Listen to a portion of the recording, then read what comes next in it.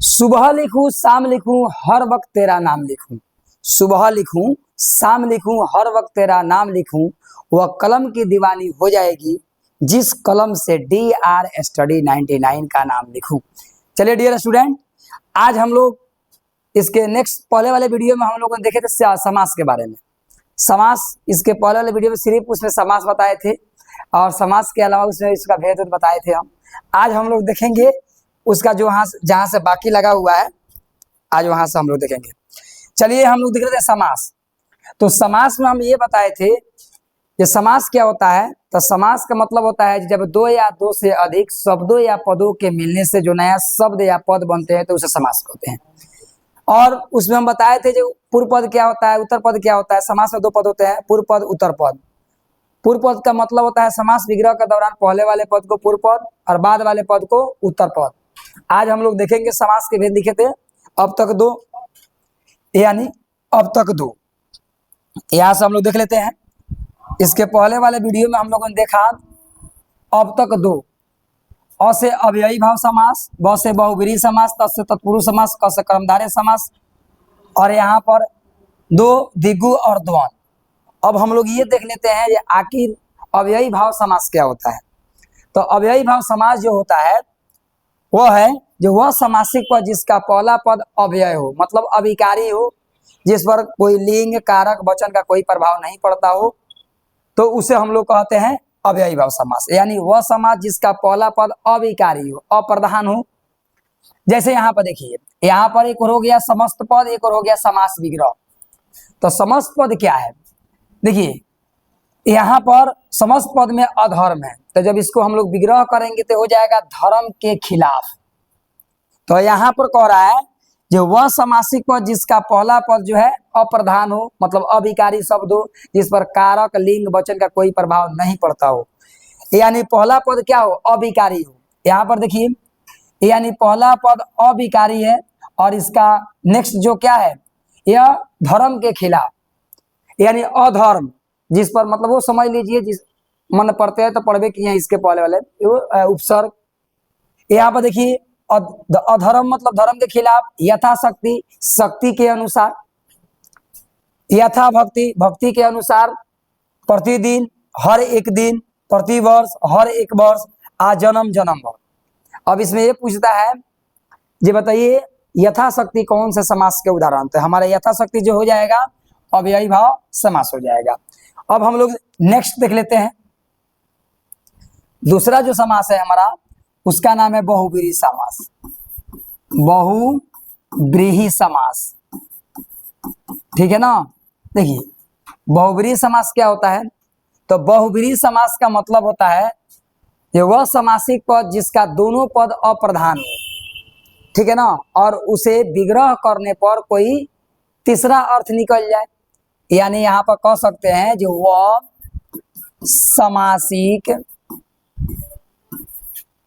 पद जिसका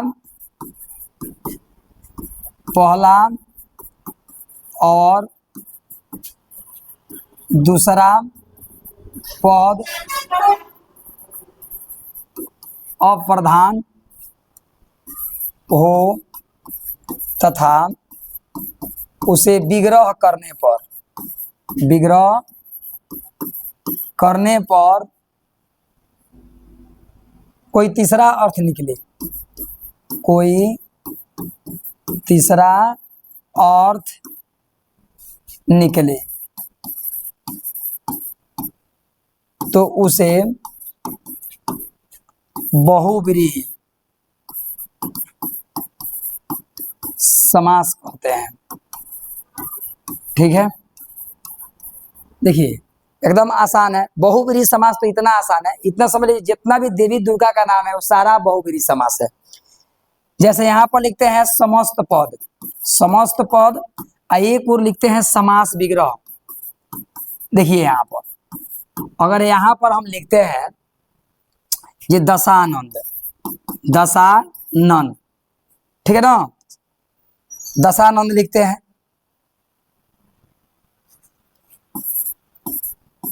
दशानंद, दशानंद का विग्रह हम जब करेंगे तो ये हो जाएगा 10 है जिसका आनन, जिसका आनन। देखिए आनन का मतलब मुड़ी होता है, मुड़ी, ये सर। अगर यहाँ पर लिखते हैं पीताम्बर, पीताम्बर, पीला है वस्त्र जिसका, पीला वस्त्र धारण कौन करता है। अब यहाँ पर हो जाएगा रावण, रावण देख रहे हैं। पीताम्बर कहने का मतलब है जो पीला है वस्त्र जिसका,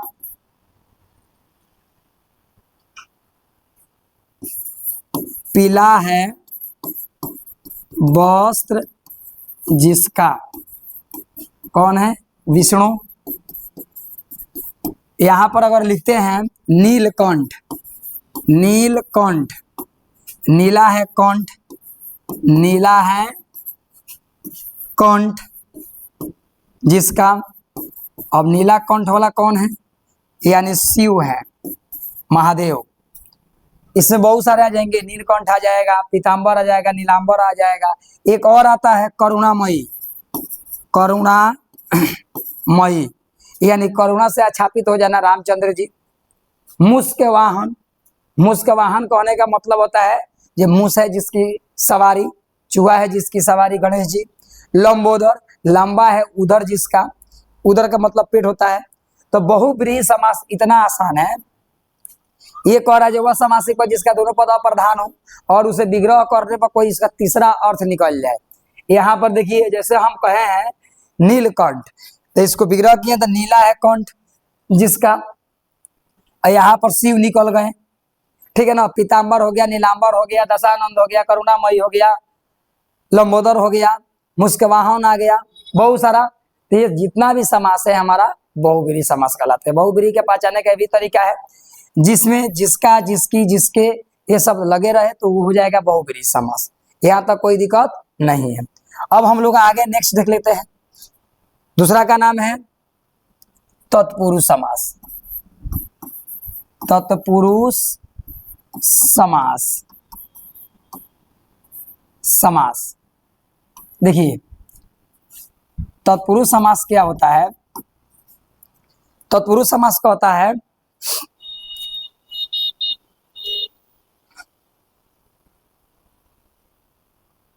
कह रहा है जिस समास में, समास में पहला पद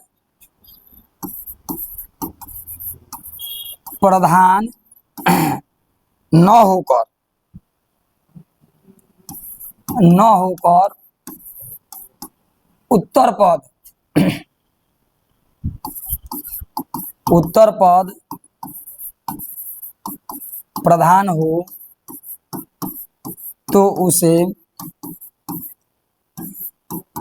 तत्पुरुष समास कहते हैं।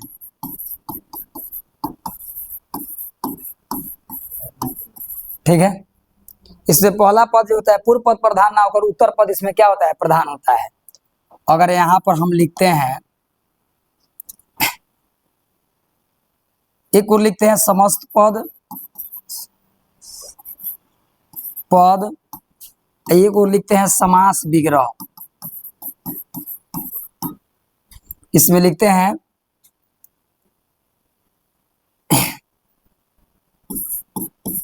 राजा का पुत्र, ये हो जाता है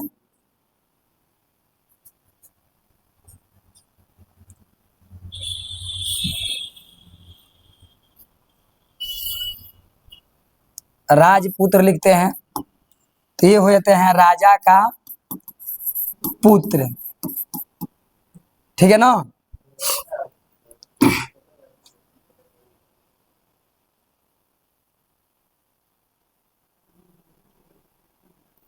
हस्तलिखित, हस्त लिखित यानी हाथ से लिखित। यहां लिखते हैं राजकन्या, राजा की कन्या। यहाँ लिखते हैं सत्याग्रह, सत्याग्रह यानी सत्य के लिए आग्रह, आग्रह। देखिए तत्पुरुष क्या होता है, इसमें कह रहा है जिस समास में पहला पद प्रधान ना होकर यानी पूर्व पद प्रधान ना होकर उत्तर पद प्रधान होते हैं तो उसे हम लोग कहते हैं तत्पुरुष समास। तो यहाँ पर देखिए, अगर यहाँ पर आता है राजपुत्र तो यह हो जाएगा राजा का पुत्र। इसमें पहला पद क्या है, प्रधान ना होकर वे अंतिम वाला पद क्या होते हैं, प्रधान होते हैं, तो उसे क्या कहते हैं, हम लोग कहते हैं तत्पुरुष समास। हस्तलिखित, हाथ इसमें क्या है, ये प्रधान नहीं है लेकिन लिखना प्रधान है। उसी प्रकार यहाँ पर राजकन्या, राजा प्रधान न होकर कन्या प्रधान है। सत्याग्रह, सत्य के लिए आग्रह करना, ये जो हमारे होते हैं। अब इससे पूछ देता है जो सत्याग्रह कौन सा समास है, ये मान लीजिए हस्तलिखित कौन सा समास है, ये हो जाएगा तत्पुरुष समास। तीसरा जो होता है कर्मधारय समास होता है, कर्मधारय समास, ठीक है ना। ये कहता है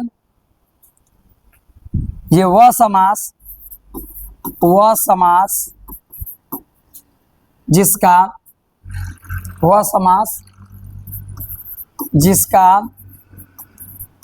पहला पद विशेषण हो तथा दूसरा पद विशेष्य हो अर्थात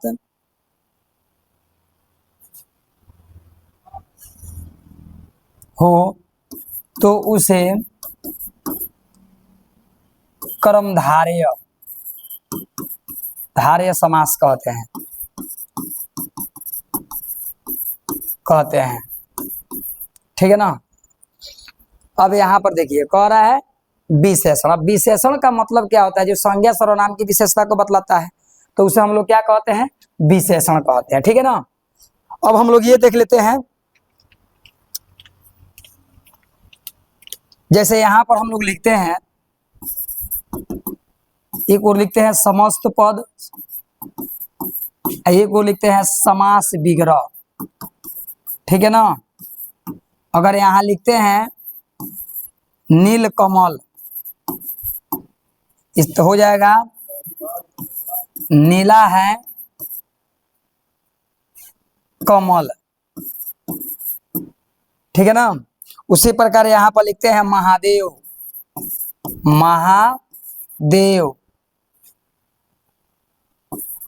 यानी महान है जो देव। काली मिर्च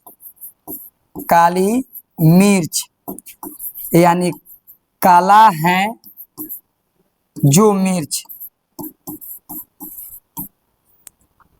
अब यहाँ पर कहने का मतलब हो गया कर्मधारय समास में एकदम आसान है।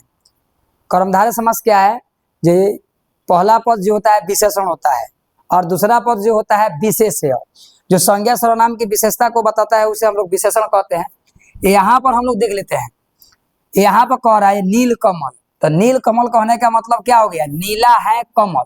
तब पहला पद यहाँ क्या हो गया, नीला, तो नीला क्या हो गया, हमारा क्वालिटी हो गया, गुण, विशेषण हो गया। यहाँ महान है, कला है, ठीक है ना।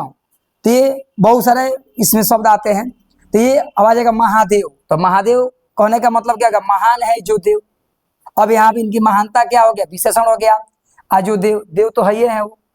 अब हम लोग ये देख लेते हैं तीसरा, इसका नेक्स्ट वाला क्या है, दिग्गु समास है।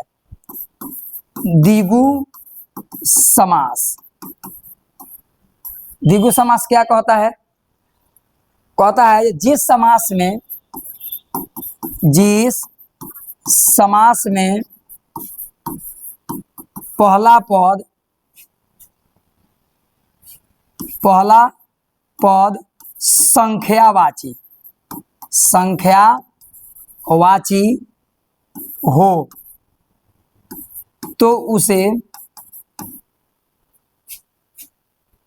द्विगु समास कहते हैं।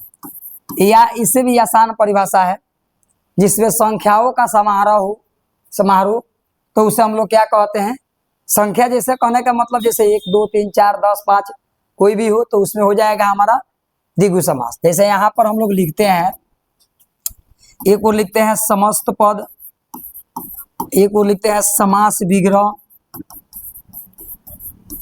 ठीक है। यहाँ लिखते हैं सप्ताह, तो ये हो जाएगा 7 दिनों का समूह, समझ रहे हैं। यहाँ लिखते हैं चौराहा, ठीक है ना, चौराहा। यहाँ हो जाएगा 4 राहों का समूह। यहाँ लिखते हैं पंजाब, पंजाब, तो हो जाएगा 5 आवों का समूह। यहाँ लिखते हैं त्रिकोण, त्रिकोण, यहाँ हो जाएगा 3 समूहों का, 3 कोणों का समूह, सॉरी 3 कोणों का समूह। ऐसे देखिए, अब यहाँ पर देखिए कैसे हो रहा है। कह रहा है जिस समास में पहला पद क्या हो, संख्यावाची हो, मतलब संख्या कहने का मतलब 2, 4, 10, 5, 1, 2 कोई भी हो।